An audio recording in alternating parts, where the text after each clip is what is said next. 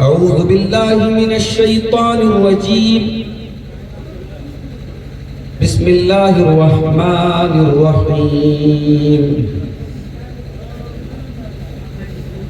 يا أيها الذين آمنوا من يرتد منكم عن دينه فسوف يأتي الله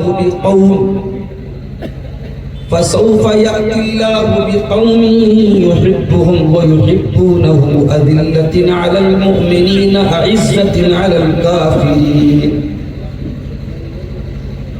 يجاهدون في سبيل الله ولا يخافون لومة لائم ذلك فضل الله يؤتيه من يشاء والله واسع عليم.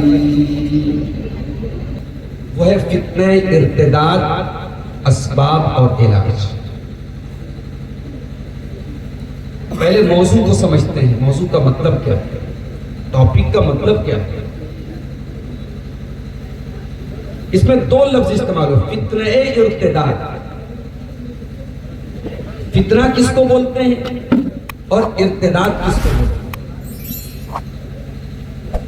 عربی زبان میں فتنہ بولتے ہیں آزمائش. عربی زبان کے بہت بڑے اسکالر ہیں امام راغب. انہوں نے فتنہ کے لفظ کو ایکسپلین کرتے ہوئے فرمایا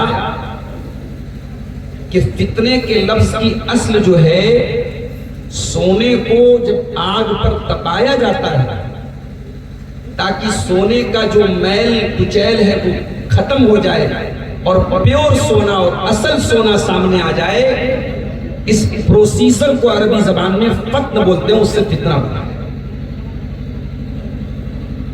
تو شریعت میں فتنہ ان تمام چیزوں کو بولتے ہیں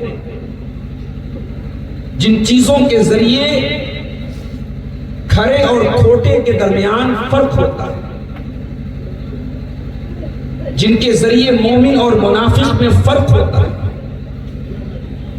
یہ فتنہ مصیبتیں بھی ہو سکتی ہیں، پریشانیاں بھی ہو سکتی ہیں. یہ فتنہ دین کے راستے میں آنے والی رکاوٹیں بھی ہو سکتی ہیں. یہ فتنے شیطان کے پھینکے ہوئے جال بھی ہو سکتے ہیں. ہر وہ چیز جو آپ کے دین اور ایمان کے لیے خطرہ بن رہی ہو وہ فتنہ ہے. یہاں تک کہ آپ کا مال اور آپ کی اولاد بھی اگر آپ کو اللہ کے دین سے روک رہی ہے تو قرآن کیا کہتا ہے؟ قُلْ إِنَّمَا أَمْوَالُكُمْ وَأَوْلَادُكُمْ فِتْنَةٌ. مال بھی تمہارا فتنہ بن سکتا ہے، اولاد بھی تمہارے لیے فتنہ بن سکتا ہے.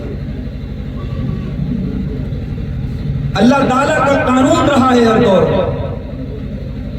وہ ایمان والوں کو آزماتا ہے، ان کے ایمان کے راستے میں طرح طرح کے فتنے آتے ہیں. یہ اللہ کی سنت اور اللہ کا قانون ہے.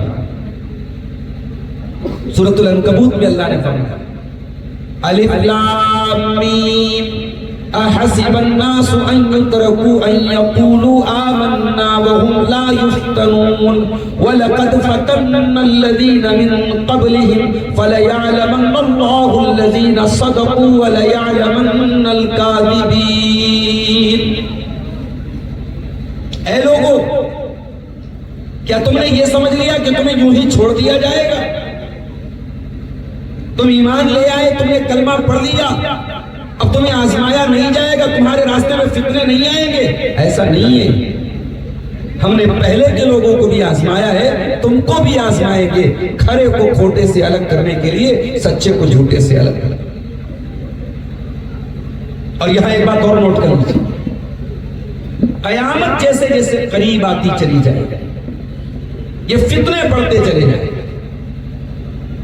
اور فتنے اتنے بڑے بڑے اور اتنے خطرناک پیدا ہوں گے کہ اپنے ایمان کو بچانا مشکل ہے.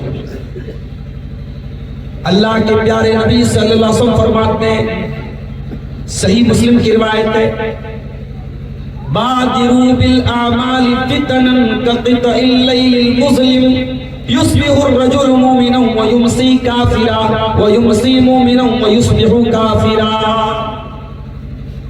آپ نے فرمایا کہ اے میری امت کے لوگوں، عمل کرنے میں جلدی کرو، نیکی کرنے میں دیر نہ کرو، نیکی کرنے میں لیٹ نہ کرو، اس کے پہلے کہ فتنوں کا دور آ جائے اور اس قدر فتنے پیدا ہو جائیں، اتنے زیادہ فتنے پیدا ہو جائیں جیسے اندھیری رات میں آسمان میں صرف اندھیرا ہی اندھیرا نظر آتا ہے، روشنی کی دور دور تک کوئی کرن نظر نہیں آتی، اتنے فتنے پیدا ہو جائیں گے کہ دین کا چہرہ اور دین کی اصل تصویر تم کو نظر نہیں آئے گی۔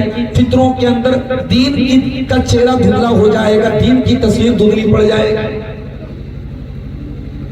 فتنے اس قدر پیدا اس قدر فتنے پیدا ہوں گے۔ آپ نے فرمایا صبح کو ایک انسان مومن ہوگا، شام ہوتے ہوتے کافر ہو جائے گا، اور شام کو مومن ہوگا، صبح ہوتے ہوتے کافر ہو جائے گا۔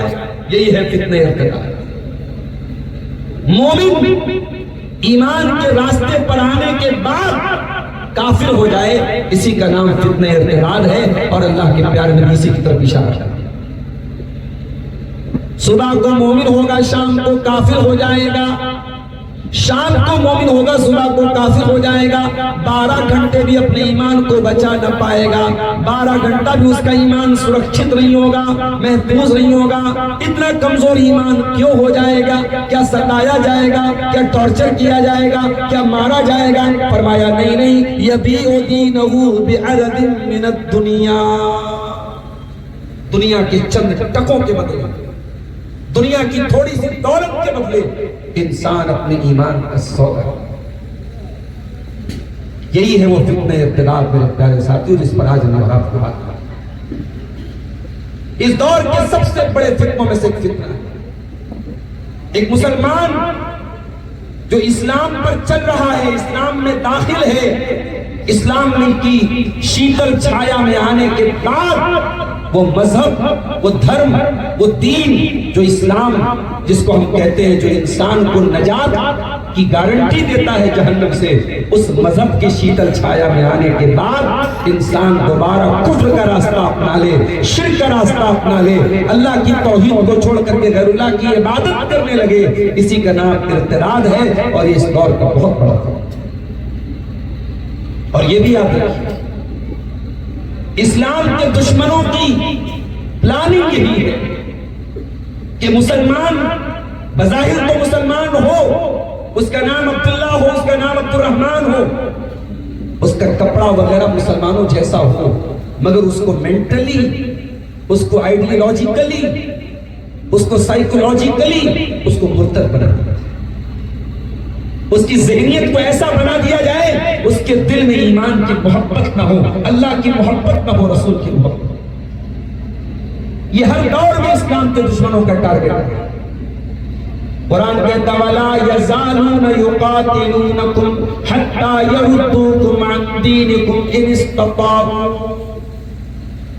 اے مسلمانوں، اسلام کے دشمن تم سے اسی لیے جنگ کر رہے، اسی لیے لڑ رہے کیونکہ تم کو مرتد کرنا چاہتے ہیں، تم کو اسلام سے ہٹانا چاہتے ہیں، تم کو دین کے راستے سے ہٹانا چاہتے ہیں۔ وَمَن يَرْتَدِدْ مِنْكُمْ عَنْ دِينِهِ فَيَمُتْ وَهُوَ كَافِرٌ، اگر کوئی مرتد ہو جائے اور کفر کی حالت میں اس کا انتقال ہو جائے، فرمایا فَأُولَئِكَ حَبِطَتْ أَعْمَالُهُمْ فِي الدُّنْيَا وَالْآخِرَةِ، اس کے دنیا اور آخرت میں تمام اعمال برباد ہو گئے۔